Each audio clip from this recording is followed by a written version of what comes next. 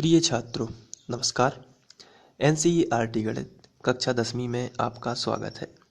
हम लोग प्रश्नावली 5.2 का प्रश्न क्रमांक 14वां आप सॉल्व करेंगे। आइए सबसे पहले प्रश्न पढ़ लेते हैं। दिया गया है 10 और 250 के बीच 4 के कितने गुणज हैं।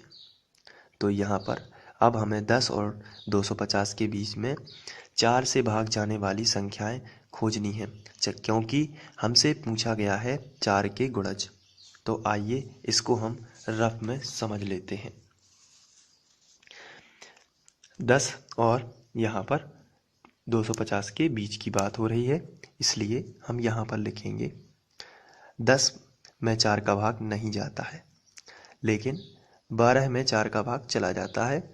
तो 12 में आप 4 जोड़ते जाइए, 12 + 4 तो आपको मिलेगा 16। फिर 4 जोड़ेंगे तो आपको मिलेगा 20। तो इस तरीके से आपकी श्रेणी बनेगी 12, 16, 20 आगे बढ़ते जाएगी। लेकिन अंतिम पद भी आपको पता होना चाहिए, क्योंकि अंतिम पद का फॉर्मूला लगेगा तो कितने यानी n का मान मिलेगा। इसके पहले जो हमने क्वेश्चन किया है वो इसी तरीके से किया गया था। तो सबसे पहले हम अंतिम पद भी निकाल लेते हैं। 250 में अब रिवर्स में आपको घटना है। 250 में 4 का भाग जाता है कि नहीं, ये चेक कर लेते हैं। तो यहाँ पर 2 एकम 2 कैंसिल, 5 आ जाएगा। तो 2 यहाँ पर ये नहीं, 250 में हम 4 का भाग देने वाले हैं। तो 4 की टेबल में 24 तो बचेगा 1 और आएगा 0। तो फिर ये कैंसिल नहीं होगा, क्योंकि 4 दूनी 8 होता है, या 4 दिया 12 होगा। तो ये तो 10 है, लेकिन तो यहाँ पर और 249 तो हो ही नहीं सकता, क्योंकि यहाँ पर 9 है जो कि एक विषम संख्या है। तो अब 248 में चेक कर लेते हैं। तो 248 में देखा जाए तो ये चला जाता है, क्योंकि अगर 4 से डिवाइड करें तो 4 × 6 = 24 और ये फिर बचेगा 8। तो 4 दूनी 8। तो इसका मतलब ये है कि 248 अंतिम पद हो जाएगा। तो चलिए अब हम लिख लेते हैं। 10 और 250 के बीच 4 के गुणज 12, 12 और 4 16, 16 और 4 20 और अंतिम पद आ जाता है 248। तो यहाँ पर प्रथम पद हो जाएगा 12, जो पहले नंबर पर लिखा होता है वही प्रथम पद है, तो ये बराबर आएगा 12। अब हम सार्व अंतर निकाल लेते हैं। तो हम लिखेंगे सार्व अंतर, और सार्व अंतर d होता है, यानी दूसरे नंबर के पद में से पहले नंबर का पद घटाना। 16 - 12 यानी कि 4 ही आएगा। इसके बाद अंतिम पद दिया गया है हमें, तो हम लिखेंगे चूंकि an बराबर 248, लेकिन an का फॉर्मूला होता है, यही लगा देंगे a + n - 1 × d बराबर 248। यहाँ पे जो a है इसका मान रख देते हैं, और ये जो d है इसका भी मान रख देते हैं।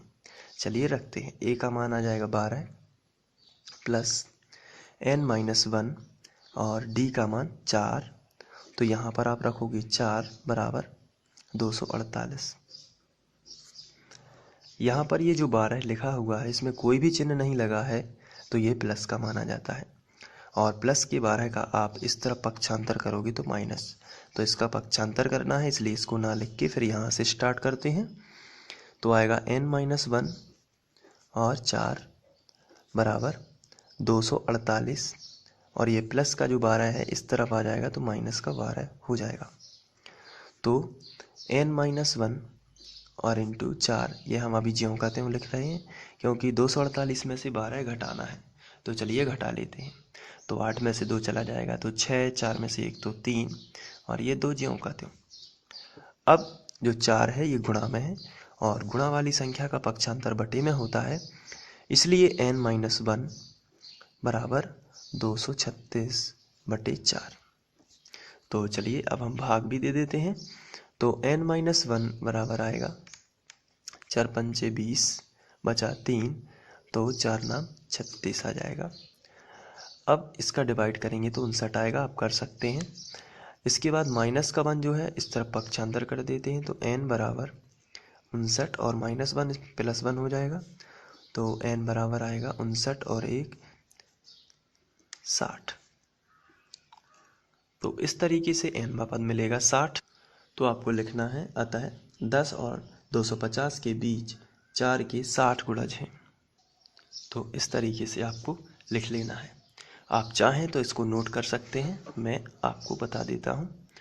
तो ये यहाँ से नोट किया जाएगा और ये इसके बाद ये वाला आप पॉज कर दीजिए वीडियो को और इसको नोट कर सकते हैं इसी तरीके से।